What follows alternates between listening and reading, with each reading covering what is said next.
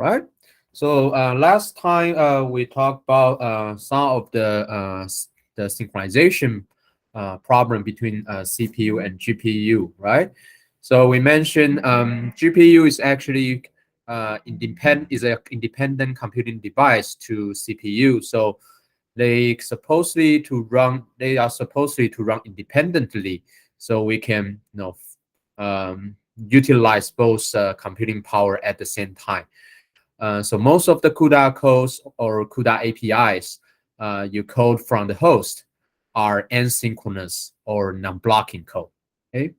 The only exception is the CUDA main copy, but you can see here we also have the asynchronous version for CUDA main copy. So we will also show you the code how to use it today. Okay.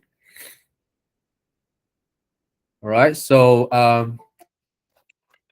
here we last time we give some example, right, to show how you could overlap the computation time between CPU and GPU, right?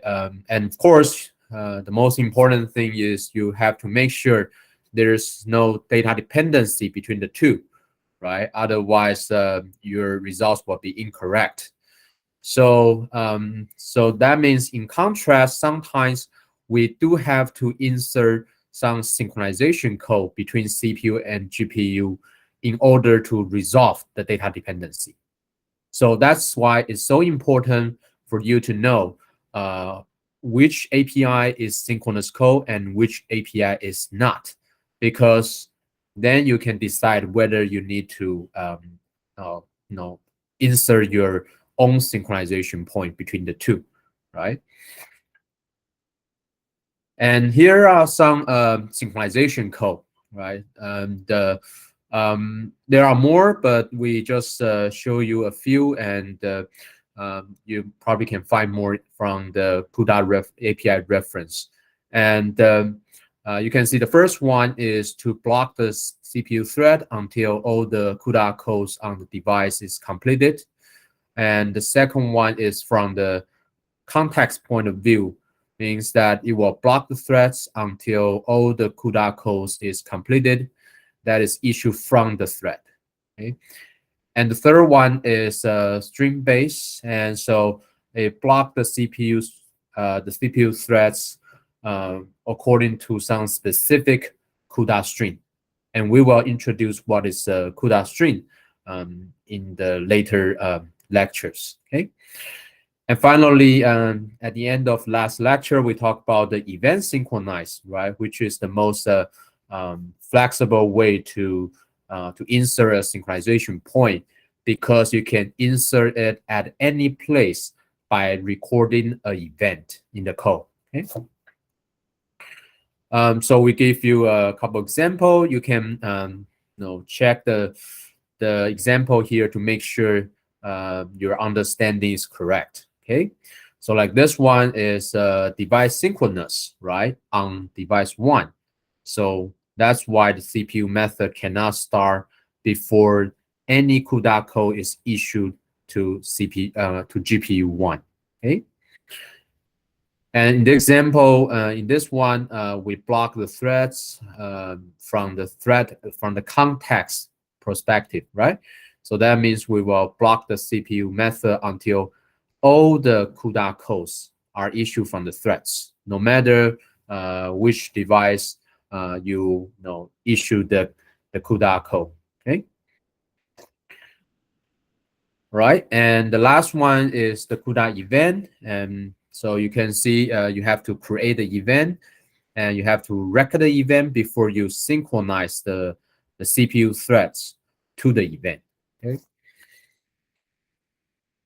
So you can see here, in this case, we can synchronize we can insert a synchronization point, right, between the CPU threads and to any GPU event, such as CUDA 1 over here, right? Because the event record the event will be only recorded on GPU after the CUDA event beforehand is completed, which is kernel 1 in this case. Okay. And you will definitely use this because you need this to measure the kernel time, right? And if you don't do this properly, maybe you will find your kernel time is almost zero. Takes can finish immediately, but that's probably because your timestamp is measured at the CPU, not the GPU. The CUDA event will be recorded on the GPU, not the CPU. That's why we can measure the time on GPU. Okay, and don't forget, even those event record API are asynchronous code. So you do want to make sure all those events are recorded before you call the event elapsed time. That's why we have an event synchronized over here to make sure to have a synchronization point between the CPU and GPU, right? Okay, so this is so we give you a couple of examples for how to use event records. Okay. Right. So the last part of this introduction is multi-GPU, and you will also asked to run your code on multi-GPU environment in your next homework. So that's why we can, so that's why we introduce a couple of way to launch your kernels on multiple GPUs, and also how you could transfer data between GPUs. Okay. Okay. So multi GPU is quite common today because even for a single node, right? We usually can install multiple GPUs, probably from 2 to maybe 8. So that's a lot of GPU on a single node already.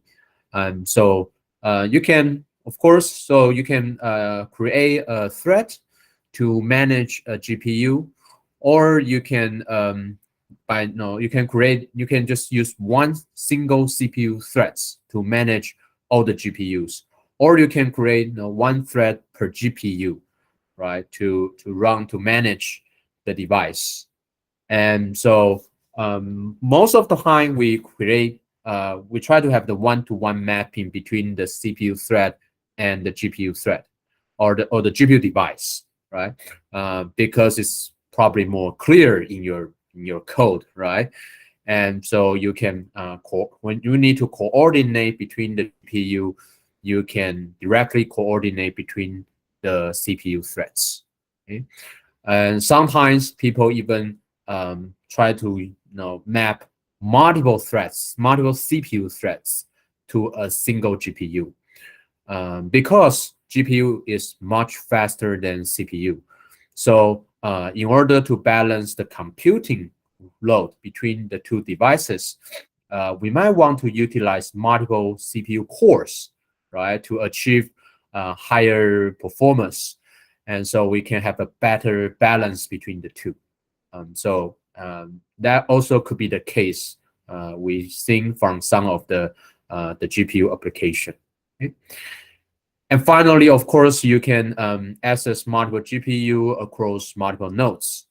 And as you can imagine, usually people write the MPI code, and that each process on a node to manage the local GPUs. Okay?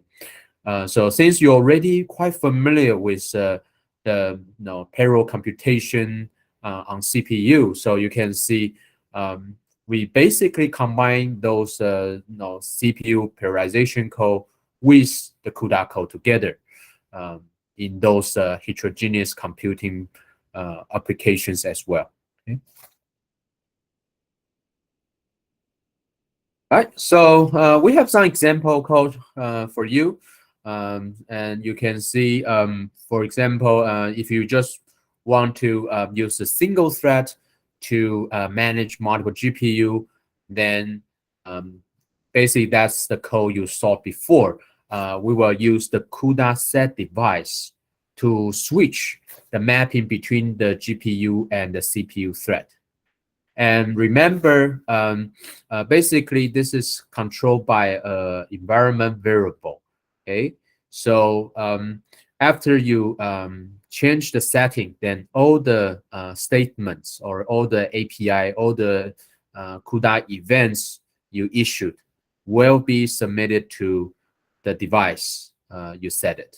Okay, so in this case, as you can see, we write for loops, right, and try to set the device to different device number in each iteration and launch a kernel to that device. And remember, CUDA set device is also a non-blocking code.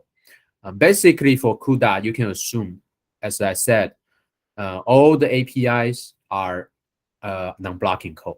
Okay, only a few exceptions. Okay, so that means this for loop will completed right before those kernels are actually executed on GPU. So all those kernels basically launch to different GPUs at the same time, so they can run in parallel. Okay, at the same time. Okay, all right. And so if you want to right use multiple threads or one thread per GPU, then basically you can combine that with some other thread library code, right? Like the OpenMP or the pthread library we told about. Okay. So for example, for OpenMP, that means you will make the code like this, very similarly, right, in a parallel region. Okay.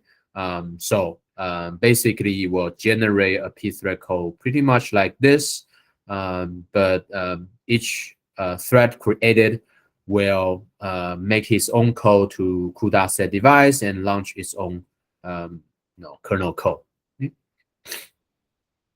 All right. So that's what I mentioned as well. Sometimes it's possible to use multiple more CPU threads for a single GPU device. Okay, but however, as we will talk about this again later on, that the reason that we sometimes we want to have more CPU threads for GPU is because all the CUDA events or all the CUDA codes from a single CPU threads will be submitted to a single stream, which is you can think it as a task queue for GPU, and it is a FIFO queue, first in, first out.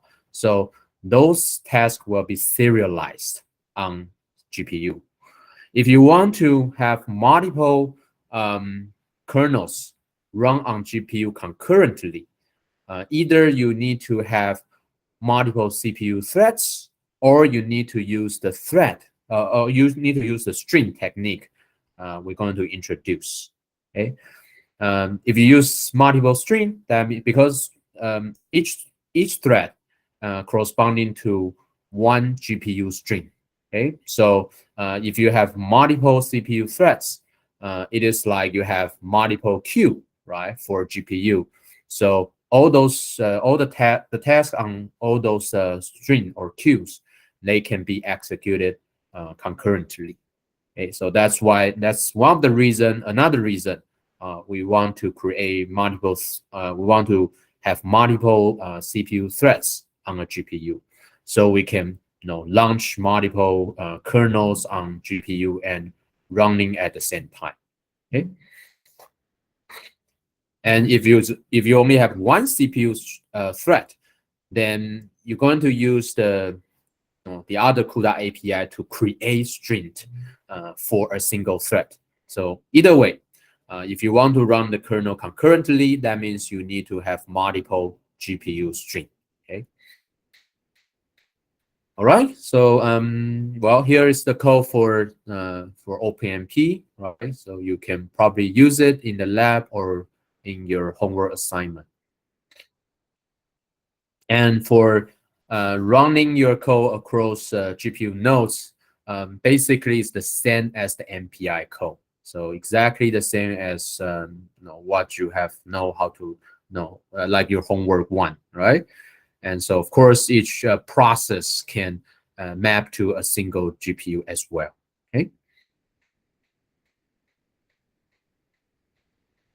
All right, so this is the complete code. So you can see each process try to launch your function, and the function is simply a an example we have solved before.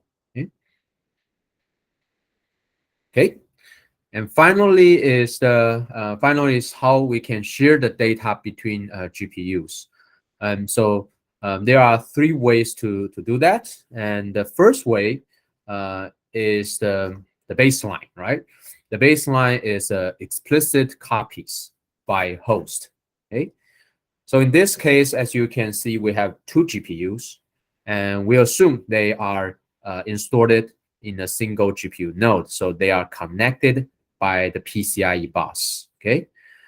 And the default case or the base case is utilize what we have learned, right? We can use a CUDA main copy and to move the data from, for example, from GPU A to the host, and then make another code, another CUDA main copy code to move the data from the host to GPU B, right? So we can move the data by the host, right?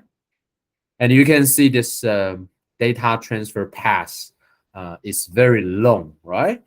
Because you have to go back and forth to the host. And the bandwidth between the GPU and the CPU, as we mentioned, is a major bottleneck because the bandwidth is usually limited. Okay, even some of the technique like NVLink or other links between GPU, which can provide abundant bandwidth. Those bandwidths are only provided between GPUs. Usually, they don't provide it. They are not installed between the GPU and the CPU. Okay, so the bandwidth between CPU and GPU usually is the slowest link in the whole system. Okay. So how can we address this issue? So one way is that we can try to reduce the number of data transfer, or we can, like this, we can use a zero copy to completely avoid data transfer. So the idea is like sheer memory programming, right? So we can say put or locate the data to the host memory, and simply that the GPU to access the memory at the host memory. Okay, so in that case, we don't need to move the data. We only need to access the data. Okay, so however, in order to do that, actually, the host memory must be pinged. Means that the memory page must be locked from the operating system. Because as you probably know, the operating system manage the memory through the virtual memory mechanism, right? So the operating system will potentially move your memory content around on the physical memory. And so that creates a problem because only operating system knows where memory is actually located, because the operating system maintains its page table, right? So he knows the mapping between the virtual memory address and the physical memory address.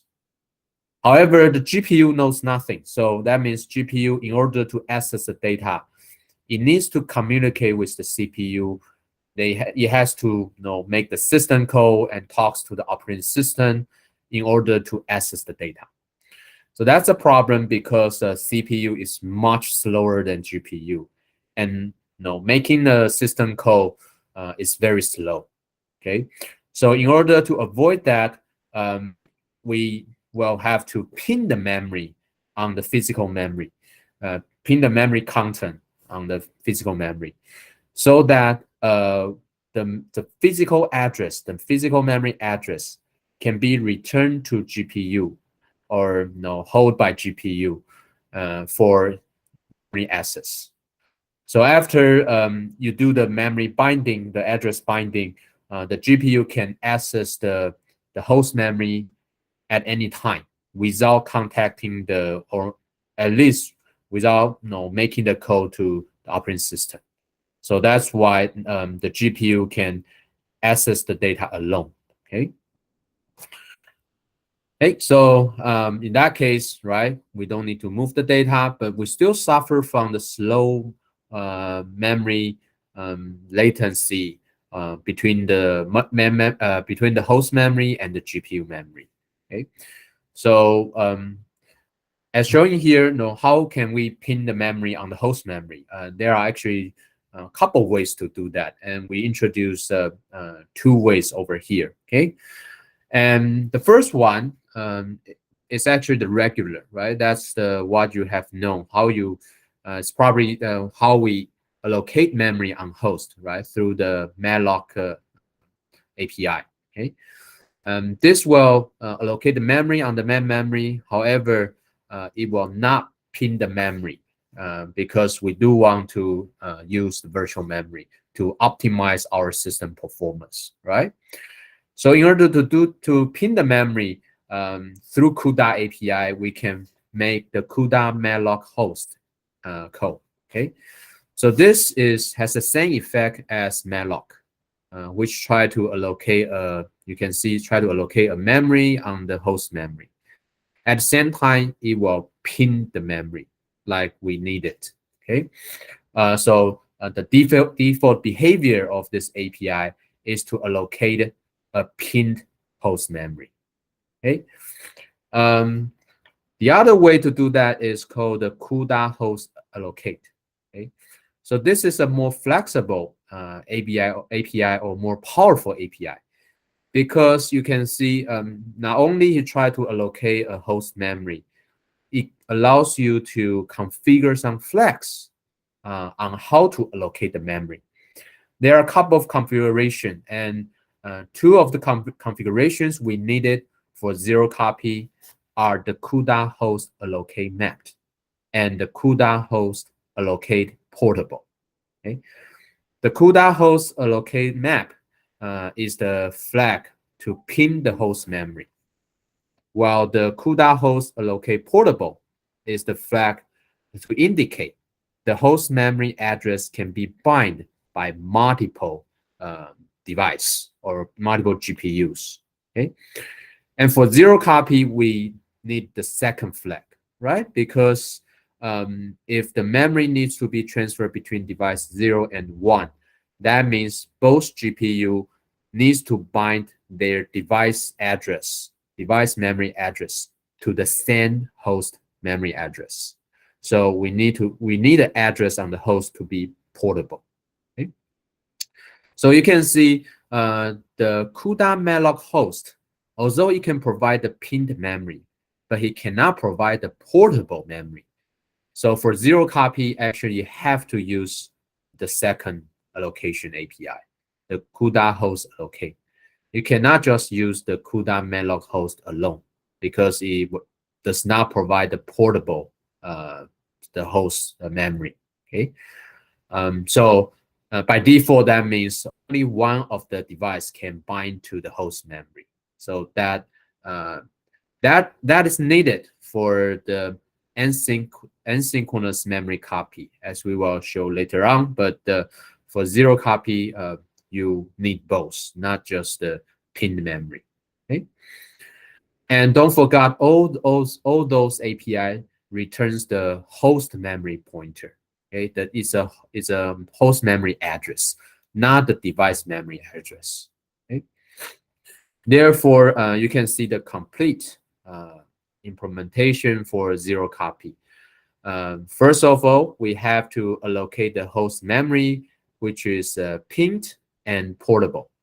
Okay, and then we have to transfer, right? Transfer or no, actually do the address binding between the host memory and the device memory.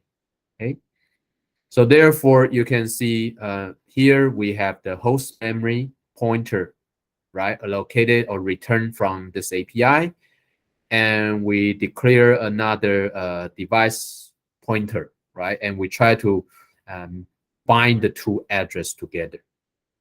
And just as I explained, because this is a pinned memory, so you can imagine the host address over here, the host memory address here, is actually a physical address, not just a virtual address or logical address from the operating system.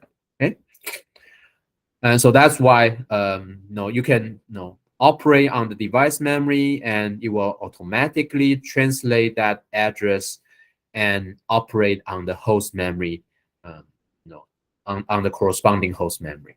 Okay, and since we try to do a zero copy, so you can see for the other device we do the same thing.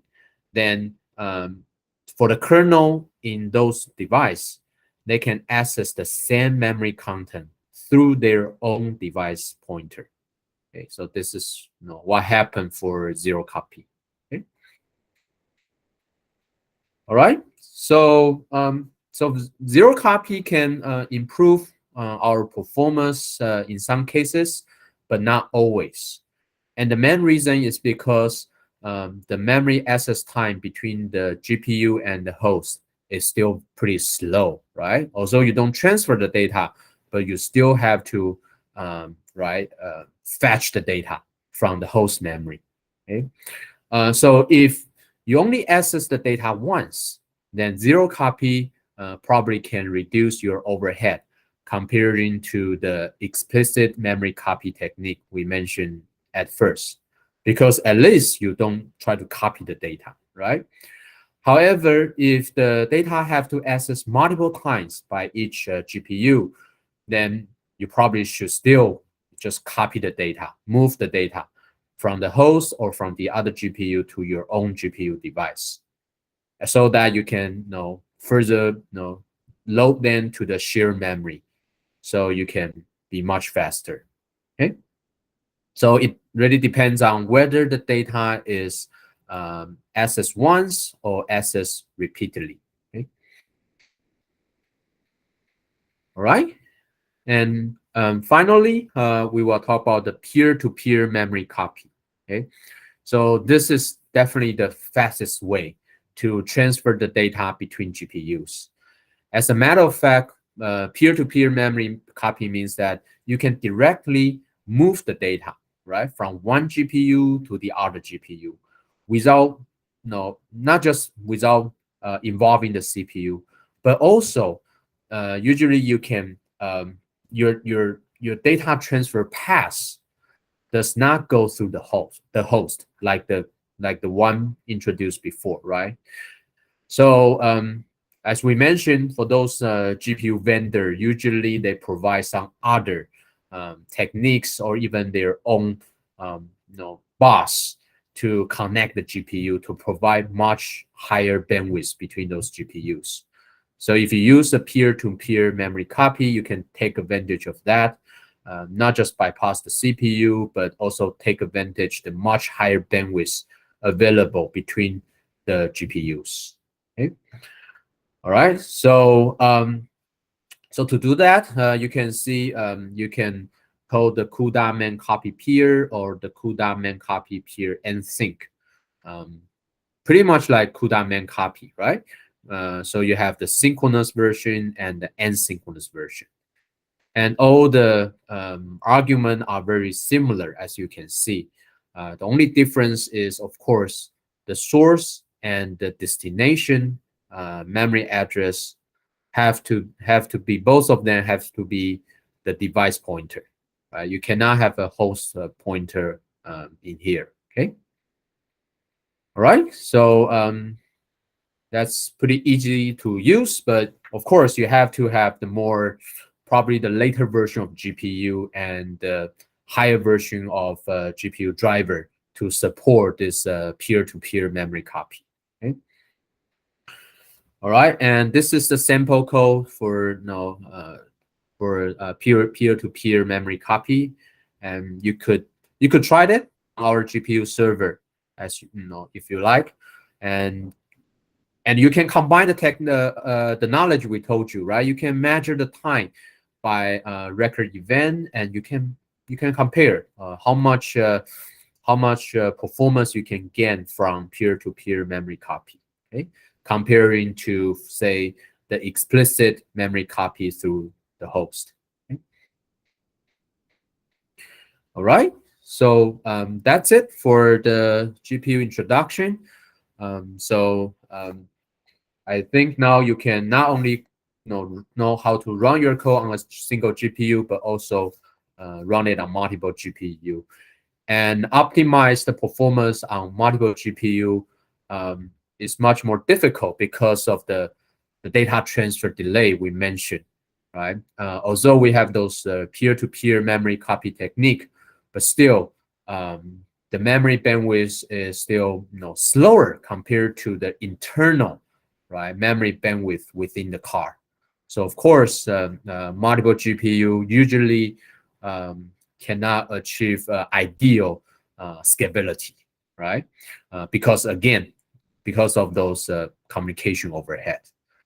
But at least it's much better than, right, sending your data to another node. So for many GPU application, you probably can still get the reasonable performance acceleration on a multi-GPU nodes.